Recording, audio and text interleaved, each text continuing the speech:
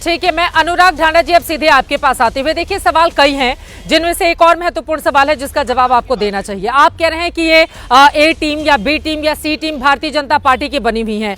दूसरी तरफ कांग्रेस पार्टी के साथ 6 महीने पहले आप लोग भी चुनाव मैदान में थे, अब आप लोग कांग्रेस पार्टी को बीजेपी की बी टीम करार दे रहे हैं। मेरा यह सवाल है, 6 महीने पहले आम आदमी पार्टी के मुखिया अरविंद केजरीवाल कांग्रेस के लिए प्रचार कर रहे थे, जाकर उन्होंने जहां पर वोट डाला वहां पर आम आदमी पार्टी का उम्मीदवार ही नहीं था, कांग्रेस पार्टी आम आदमी पार्टी का समर्थित उम्मीदवार था, तो यकीनन वोट कहां गया होगा ये बताने की जरूरत नहीं है। दूसरी तरफ जो कांग्रेस पार्टी की बड़ी नेता है सोनिया गांधी, उन्होंने जहां पर जाकर वोट डाला वहां पर कांग्रेस पार्टी का उम्मीदवार लोकसभा में नहीं था, आम आदमी पार्टी का उम्मीदवार था, उन्होंने कहां पर वोट डाला होगा ये भी बताने की जरूरत नहीं है।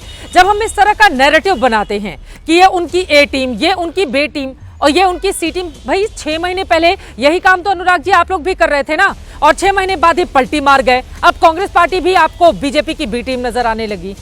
अनुराग ढांडा जी,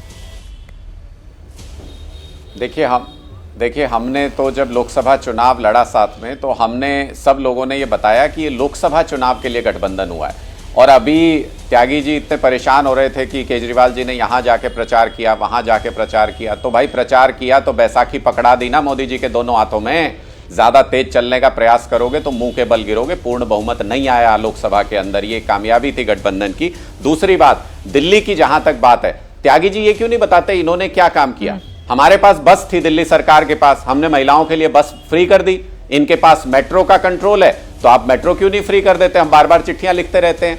ये क्यों नहीं बताते कि हमारे पास बिजली थी, हमने बिजली फ्री कर दी, 24 घंटे कर दी।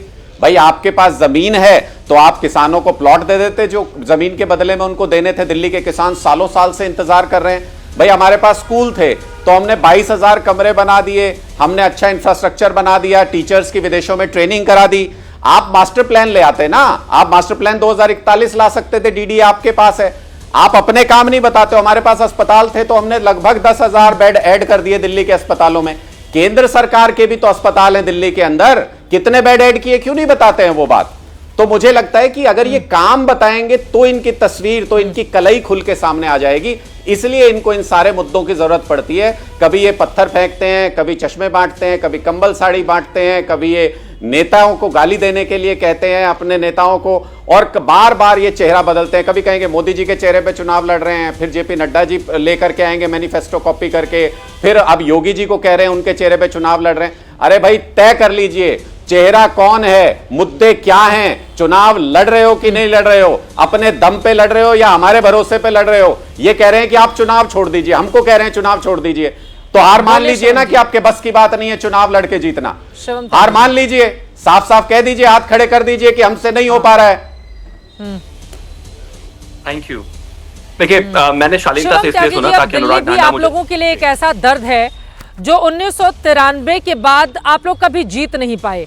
पहले 15 साल शीला दीक्षित, उसके बाद लगातार आम आदमी पार्टी। तो इस बार ऐसा क्या करने जा रही है भारतीय जनता पार्टी जिसके आधार पर आपको लग रहा है कि 1993 का जो सूखा, उसके बाद का जो सूखा रहा, इस बार वो आप लोगों के लिए खत्म होगा, और उनके आरोपों पर भी जवाब। चित्रा जी इस बार जीतेंगे ना। और इन्होंने कहा कि आम आदमी पार्टी ने जो है, अरविंद केजरीवाल जी ने जो है बैसाखी पर ला दिया। अरे 100 में से 99% राज्यों में जमानत जब्त, पार्टी के जमानत जब्त प्रवक्ता हैं यहाँ। इस बैज को ना, ऑनर ऑफ बैज को सर पे पहन के आया कीजिए। जनता को पता होना चाहिए कि आम आदमी पार्टी वो पार्टी है जो 100 में से 99 राज्यों में 100% सीटों पर जमानत जब्त करवाती है, हर जगह चुनाव लड़े। जनता ने आपको एक वोट दिया नहीं, जमानत बचा नहीं पाते, डिपॉजिट हारे पड़े हो सारे राज्यों में, भाषण दुनिया भर का। कुछ काम अभी 6 महीने पहले, प्लीज बीच में नहीं, प्लीज एक काम बताओगे जो किया दिल्ली के लिए। चित्रा जी बीच अभी रोने लग गए, रुकिए ना जरा भाई, रुकिए अभी रुकिए। आपके समय नहीं बोला ना, कोई काम जो किया। अभी 10 सेकंड प्लीज रुकिए, अभी रुकिए। 6 महीने पहले राहुल गांधी के 6 महीने पहले राहुल गांधी के बंगले के सामने जो है लेकर खड़े हुए थे, बुके, रो रहे थे कि गठबंधन कर लो, गठबंधन के बाद भी हार गए। और अब सुनिए काम, आपने कहा ना काम कितने, 1731 अनऑथराइज कॉलोनीज को ऑथराइज किया हमने, 30,000 पक्के मकान दिए हमने, 5 लाख नए कनेक्शन जल के दिए हमने, 150 किलोमीटर मेट्रो ट्रेन दी हमने, दिल्ली मेरठ एक्सप्रेसवे बनाया हमने, ईस्टर्न पेरिफेरल वेस्टर्न बनाया हमने, वेस्टर्न पेरिफेरल एक्सप्रेसवे बनाया हमने, द्वारका एक्सप्रेसवे बनाया हमने, आरआरटीएस प्रोजेक्ट हमने, जिसमें आप रो रहे थे पैसा देने में सुप्रीम कोर्ट ने आपको डंडा मारा था, प्रगति मैदान का विस्तार किया हमने, Dwarka world class convention centre बनाया हमने। और अब आपके काम पर आता हूं, क्या कहा आपने, बिजली के बिल माफ कर दिए। अरे कम से कम अपने नेता को तो सुन लिया करो। काय बात के प्रवक्ता हो, नाम के प्रवक्ता हो क्या? आपके ही नेता कह रहे हैं रोजाना हर रैली में जाकर, अच्छा जी आपके बिल खराब आए, गलत आए, इनको सबको ठीक कर दूंगा। अरे 10 साल में आपसे बिल ठीक नहीं हुए, आप बात भाषण दे रहे हैं। आज तक पानी साफ दे नहीं पाए, यमुना साफ दे नहीं पाए, एक कॉलेज बना नहीं पाए, एक स्कूल बना नहीं पाए, 56,000 बच्चे 11वीं में फेल, ड्रॉप आउट रिजल्ट 6% कम हो गया। दिल्ली 2000 में 36% रिजल्ट पर थी और हम बड़ी मेहनत करके उसको 96% पर लाए, वो रह गया 90% पर। 10,000 से ज्यादा जो है टीचर्स की कमी है, आपकी रिपोर्ट बताती है। घोटालेबाजों की सरकार काम कर नहीं पाती, कुछ सफाई कर नहीं पाए, पोल्यूशन ठीक कर नहीं पाए, शिक्षा ठीक कर नहीं पाए, हॉस्पिटल बना नहीं पाए, कहते हमने काम किया। मैं सिर्फ एक ही चीज कहना चाहता हूं, अगर काम किया होता तो जनता आज जो ये अरविंद केजरीवाल को दौड़ा रही है ना सड़कों पर, वैसा नहीं होता। अगर काम किया होता तो जनता के बीच में जाकर काम करने की हिम्मत रहती। और एक और सवाल है मेरा, कोरोना के दौरान कहा था कि किराएदारों का किराया हम देंगे इस बार, वो तो दिया नहीं। अब कह रहे हैं किराएदारों को फ्री बिजली देंगे। अरे वो किराया कब दिया जरा बताओ ना, कुछ नहीं करते हो भाई, अलावा बकवासबाजी और धीरेन्द्र जी को भी स्क्रीन पर दिखाइए। धीरेन्द्र जी, हाँ आ गए। धीरेन्द्र जी मैं फौरन आ रही हूँ आपके पास, लेकिन उसके पहले अनुराग ढांडा से मैं जवाब ले लेती हूँ उनके आरोपों पर। वो कह रहे हैं किराएदारों की याद अब आप लोगों को आ रही है बिजली पानी को लेकर। कोरोना काल के दौरान आप लोगों की ओर से क्या वादा किया गया था, पूरा नहीं किया गया। अनुराग ढांडा जी, कितने लोगों को किराया दिया जरा बताएं प्लीज, मैं तो ये सुनने को बैठा हूं। देखिए हमारी सारी योजनाओं को, अरे सारी बारी ने किराया कितनों को दिया, पॉइंट पर शांति कर लीजिए। हमारी सारी, अरे शांति कर ली। अरे अभी हमारी सारी योजनाओं को ये कहते हैं कि अभी तो याद आए। कितने किराएदारों का अपनी अपनी बारी में सरकार ने दिया, सुनने की हिम्मत नहीं है, अपनी अपनी बारी में, अब सुनने की हिम्मत नहीं है। मैं अपनी बात, ठीक है, अपनी अपनी बारी में बोलेंगे। किराया कितने किराएदारों को दिया दिल्ली सरकार ने, बताइए जरा। नहीं इधर उधर नहीं भागेंगे ना, अरे सुनने की हिम्मत है, बताइए कितनों को नहीं है।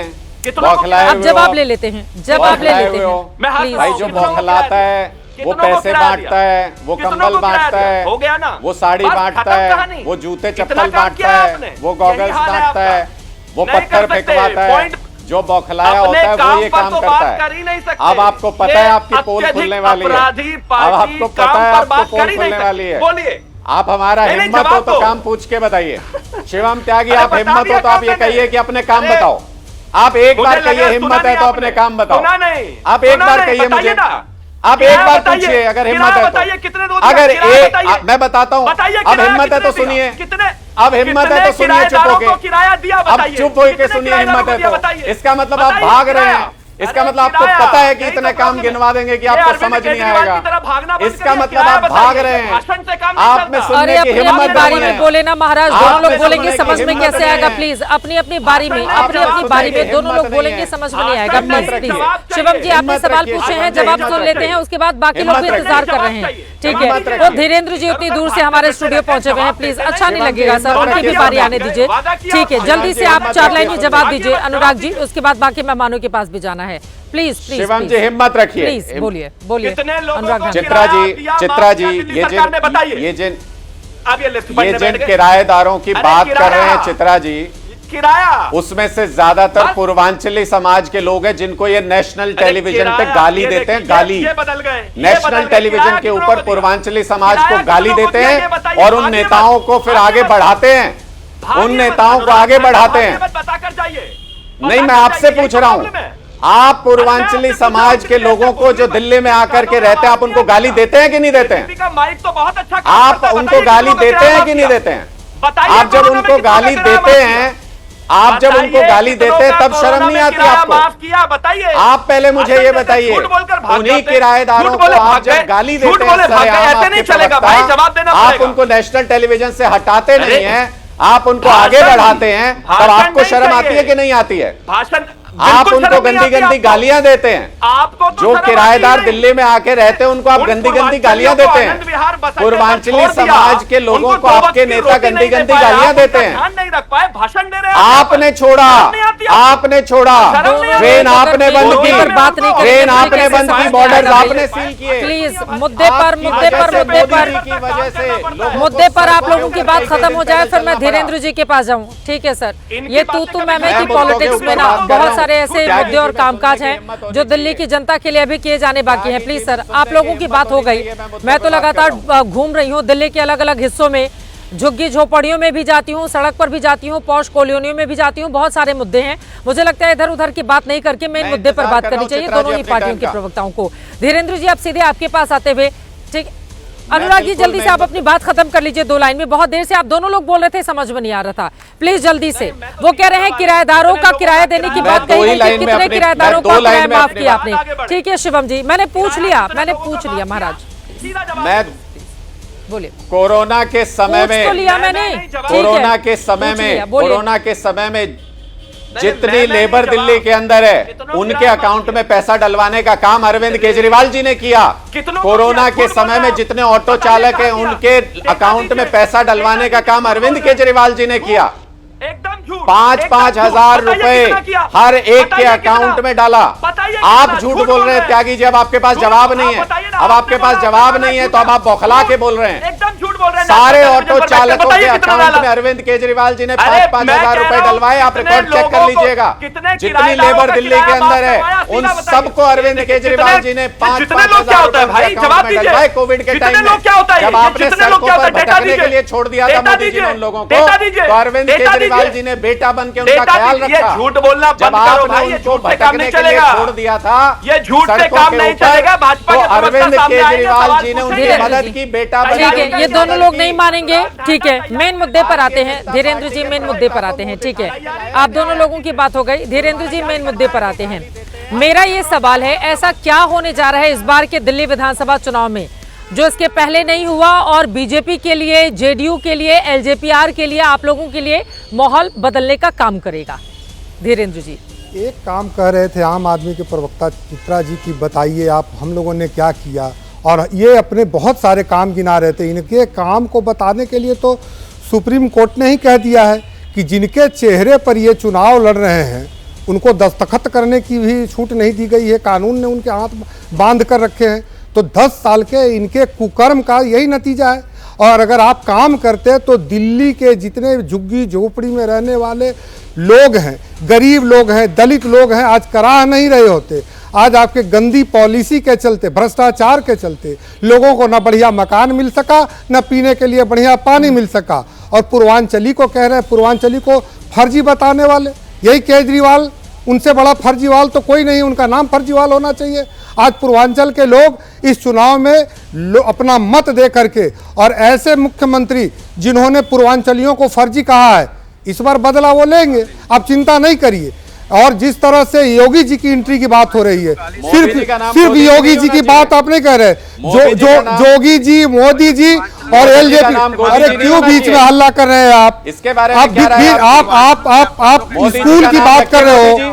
अरे अनुराग जी सुनिए तो सही, दोनों अनुराग नोटोरियस है, आप लोग सुनिए। अरे हल्ला नहीं चलेगी, बोलिए मुन्ना जी अगर हिम्मत है तो। जोगी जी भी आएंगे, नाम बदलने का बड़ा शौक है आपको, जी भी आएंगे, बोलिए गोदी जी, दोनों की एंट्री से देखिए दोनों कैसे घबराए हुए हैं। मुन्ना जी, गोदी जी बोलिए। अरे चिराग पासवान जी आ गए होंगे, यहाँ पे दलितों के आइकॉन है वो, जोगी जी आ रहे हैं। जोगी जी से क्यों इतना घबरा रहा है आपको? आप क्यों इतनी घबराहट हो रही है? अरे ये आप एक तरफ चित्रा जी, पहले इनको शांत कराइए, दोनों लोग बोलने ही नहीं दे रहे हैं। सच सुनिए ना, 10 साल में आपने क्या किया? अनुराग भदौरिया जी, आप तो स्काइप पर बैठे हुए हैं, वो बैठे हुए हैं हमारे स्टूडियो में, उनकी आवाज साफ आएगी, आपकी आवाज आएगी नहीं, उनको बोलने दीजिए, फिर आप बोल दीजिएगा क्लोजिंग कमेंट में प्लीज। अनुराग जी बोलिए, धीरेन्द्र जी अपनी बात खत्म। बेगानी शादी में अब्दुल्ला दीवाना, आप शांति से बैठिए। अनुराग जी, मैं आम आदमी को बोल रहा हूँ, सहयोग आप पीछे करते रहिएगा। आम आदमी पार्टी 10 साल में जो किया है उसी का हिसाब है कि सड़कों पे जाने के बाद इनको जूता और चप्पल से लोग इनका स्वागत कर रहे हैं।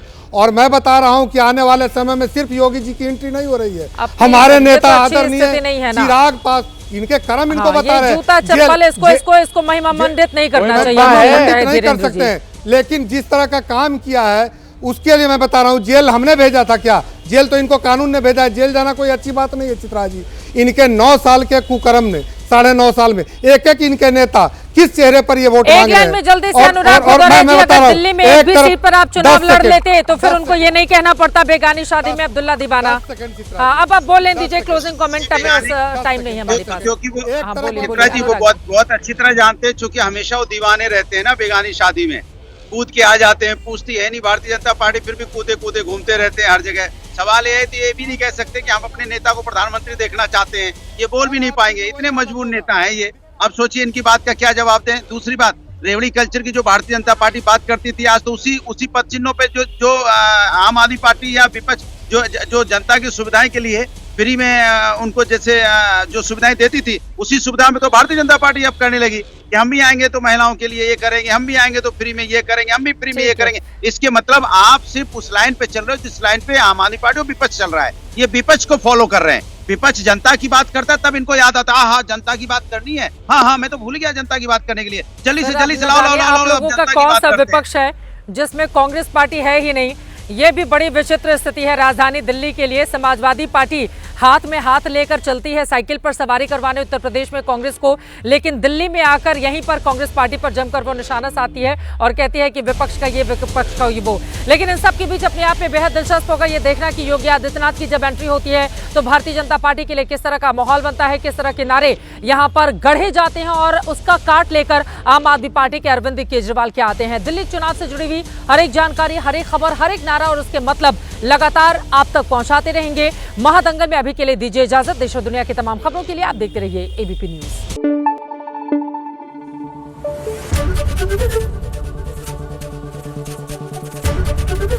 एबीपी न्यूज आपको रखे आगे।